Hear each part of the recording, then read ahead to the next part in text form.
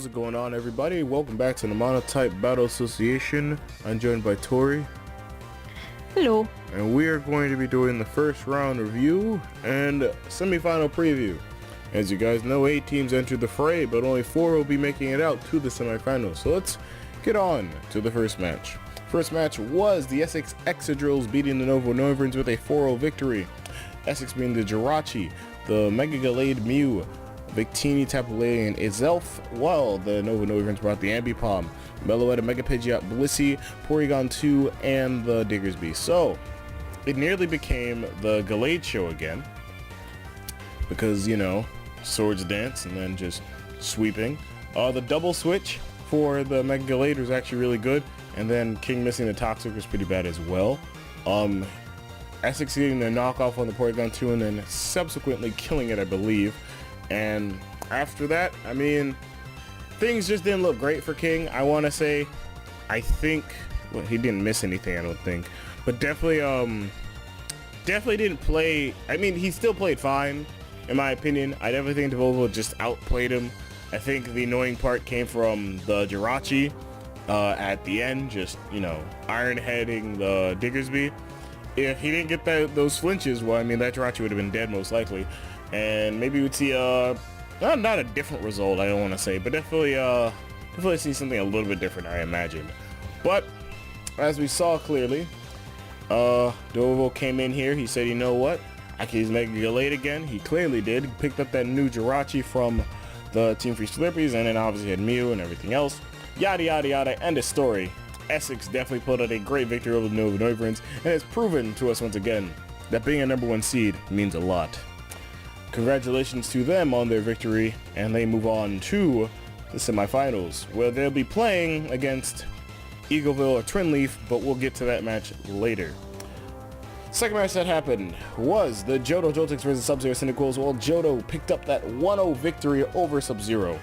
Johto bringing the Gengar, the Frostlass, the Dusclops, the Mega Banette, the Configurigus, and the Aegis Slash, while Sub-Zero bringing the Kyurem Black, the Komo, the Zygarde 50%, the Haxorus, the Mega Altaria, newly acquired, and the Salamence. So, this really came down to 2 teams just playing their hearts out throughout the whole entire match.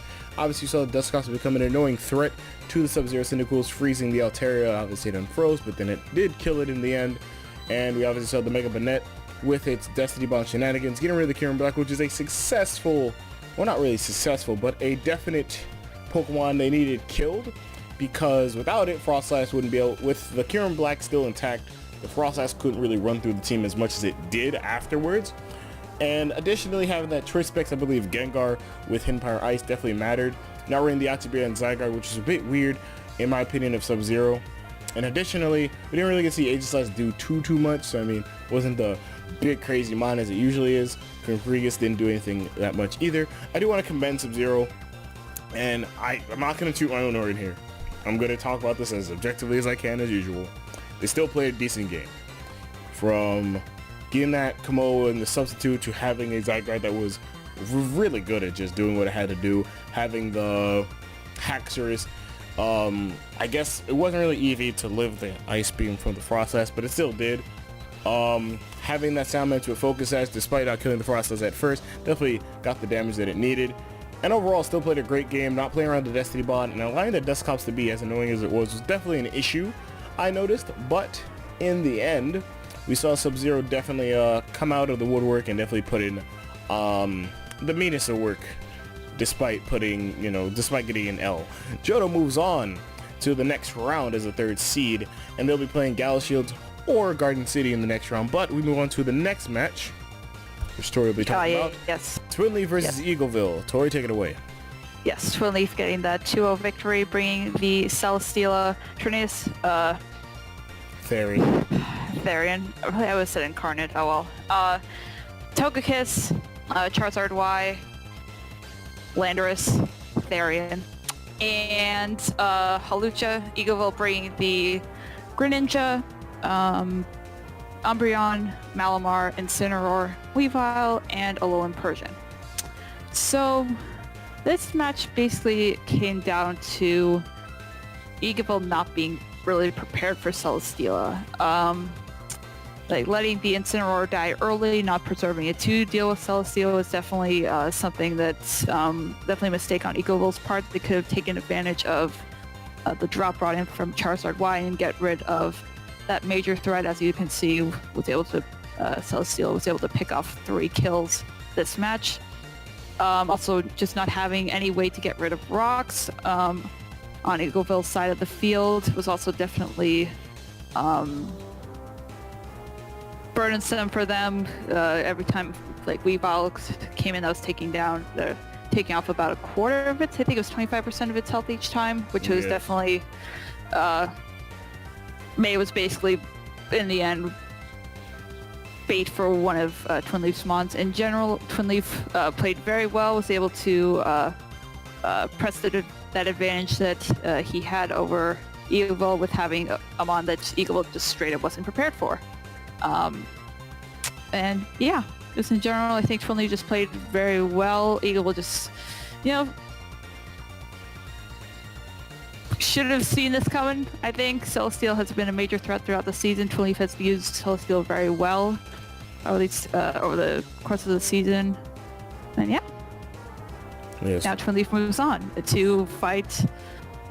Twin Leaf moves on to fight the Essex Excadrills, and they are the 5 seed. Obviously, this isn't a major upset since it's 4 versus 5, but definitely an upset if anything. But we move on to the last match, which is the Galshock Eventuals versus the Garden City Golems, and Tori, take it away once again. Yes, Galshield's getting the 3-0 victory, bringing the Excadrill, Garchomp, Flygon, Hippowdon, Mamoswine, and Mega Camera up. Garden City bringing the Caracosta, the Rhyperior, Nihilego, Minior, Amistar, and Terrakion. So Garden City was basically shell smash the team right out the gate. Obviously trying to set up for a sweep, but Galshield did a great job at just playing around that. I think if Garden City had brought Ice Beam instead of Blizzard on Omastar, because Omastar had missed and Galshield was able to kill it after it was like plus a bajillion in everything. This probably most likely would have been a different story. I think Garden City would have been able to either pull out a complete sweeper, or this would have been a much closer game. But yeah, once the Shell Smashers in Caracosta and Omastar were taken care of, essentially became the Excadrill show again. Hippowdon was able to set up Sand, and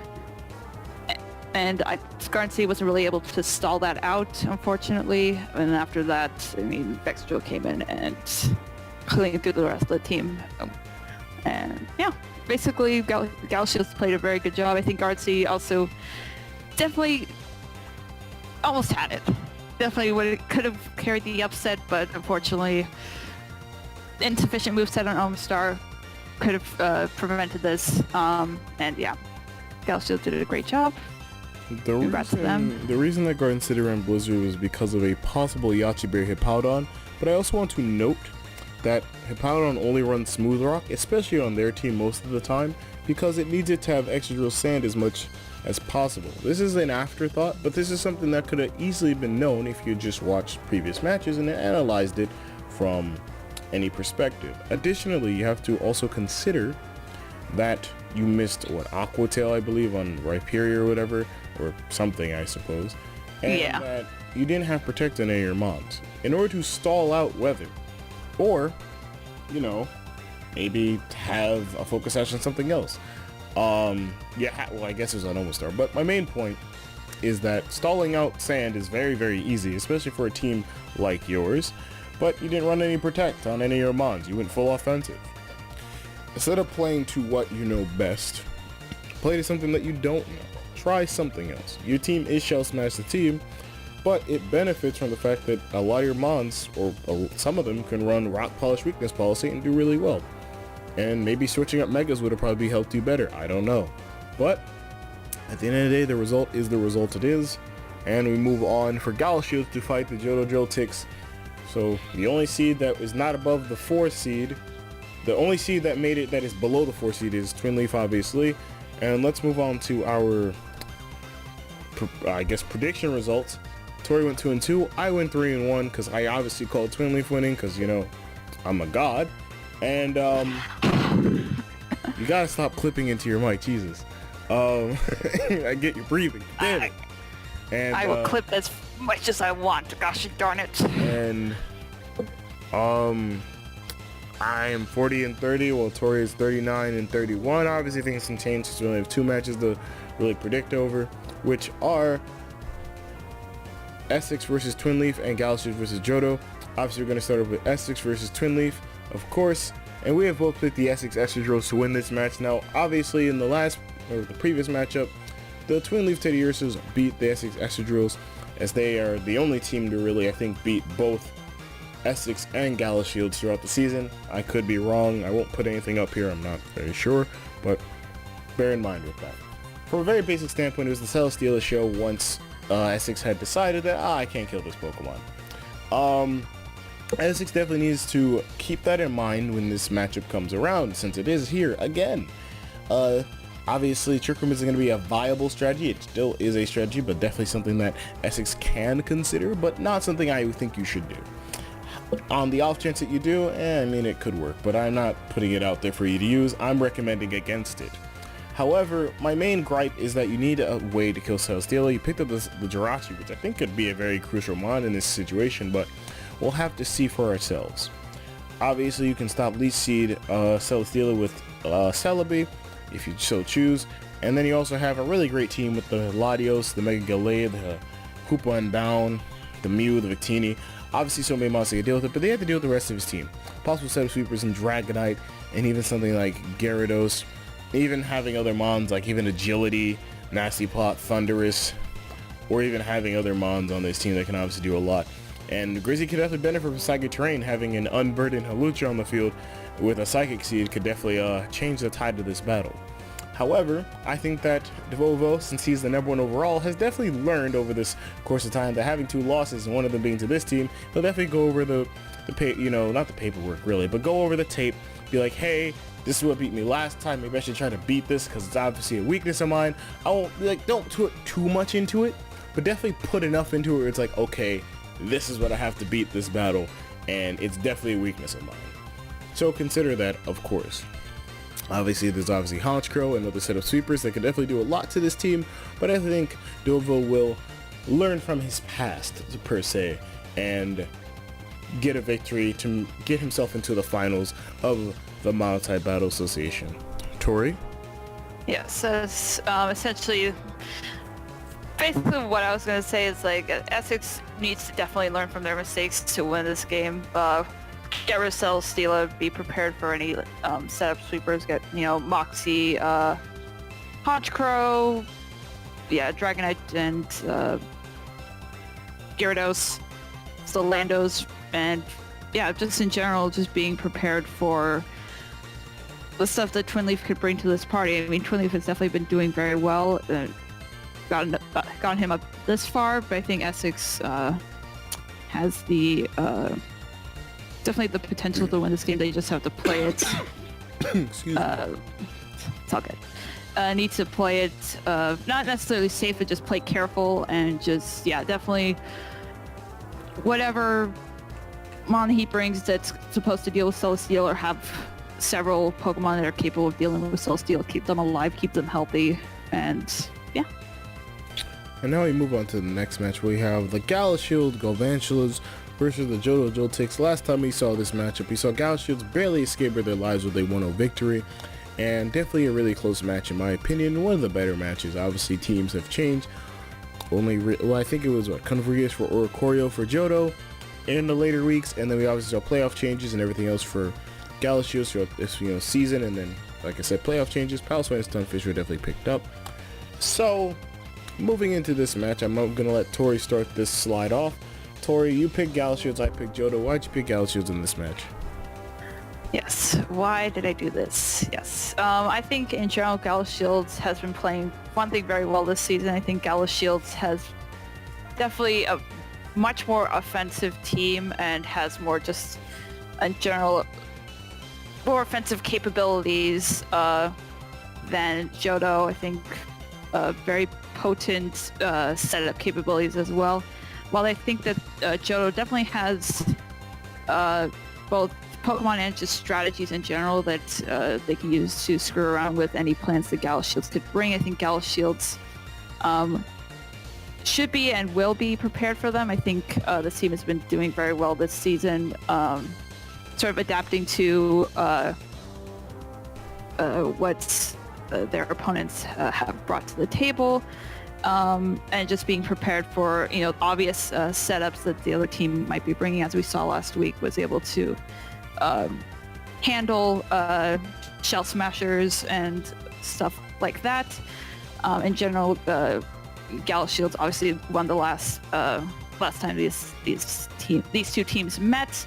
They have the potentials with Exegol and Hippowdon, that sweet combo that has got them this far.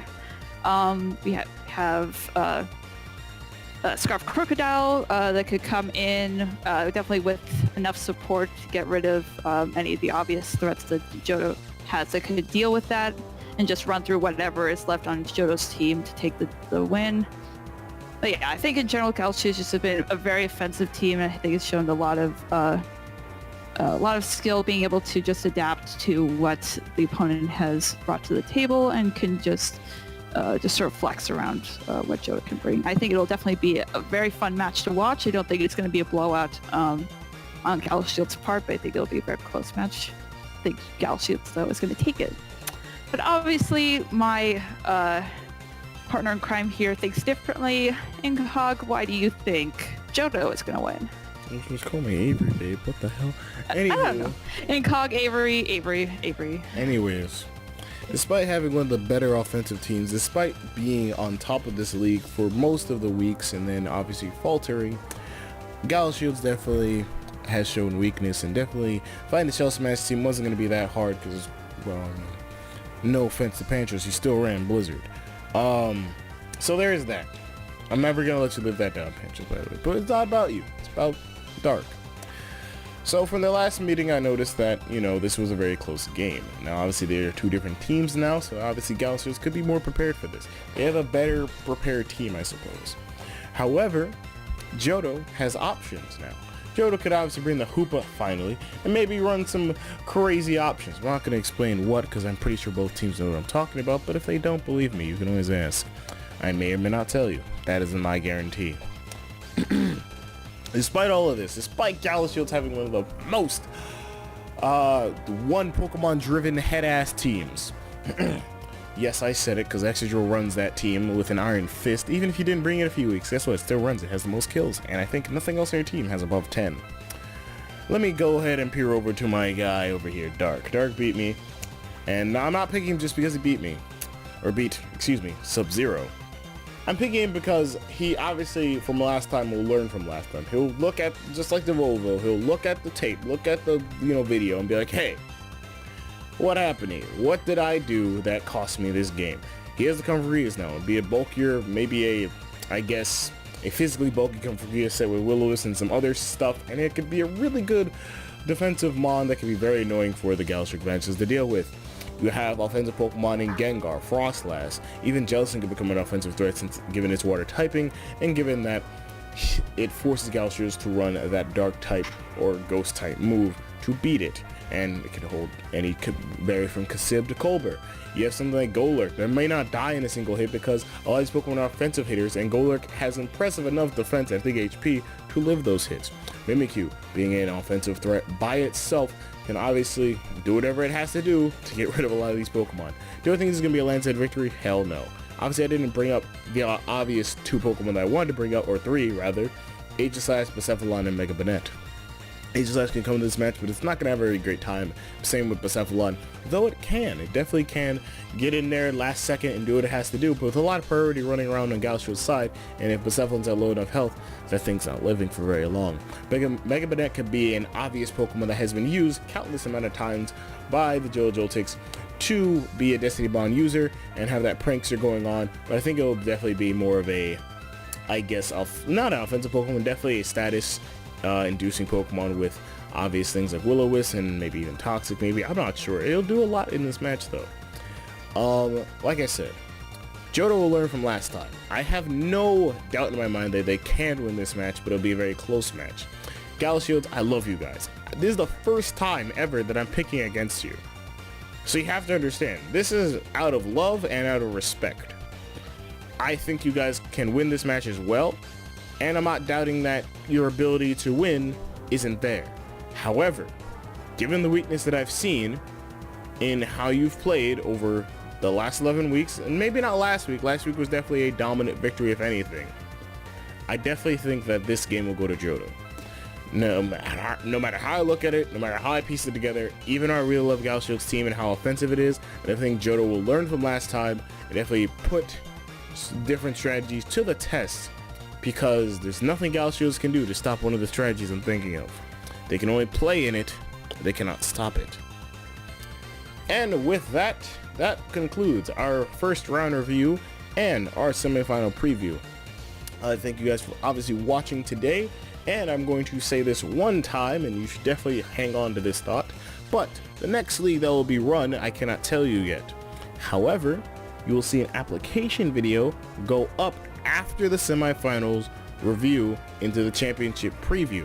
What does this mean? So there will be a day where that video will go up, and then the next day we will have the application video. That is how it works. If you're subbed to me on Twitch, which you should definitely do, self-promo, you can see it early by like a day or a few days. And yeah, I think that's it. I think if you're or if you had won a league already or was a runner-up, which is a very specific category, in my leagues you will see the application early as well. That does not give you priority on, oh, you'll get in. That's just priority for seeing it and answering it, so you don't have to worry about it. When everything is said and done, you'll have an obvious date and time when it'll be due and everything else, but that'll be that video's problem. However, with that being said, hope you guys enjoyed this video. If you did, leave a like, comment, and also subscribe today. And for me and Tori, we're both gonna say goodbye. Bye-bye. And we will talk to you guys later.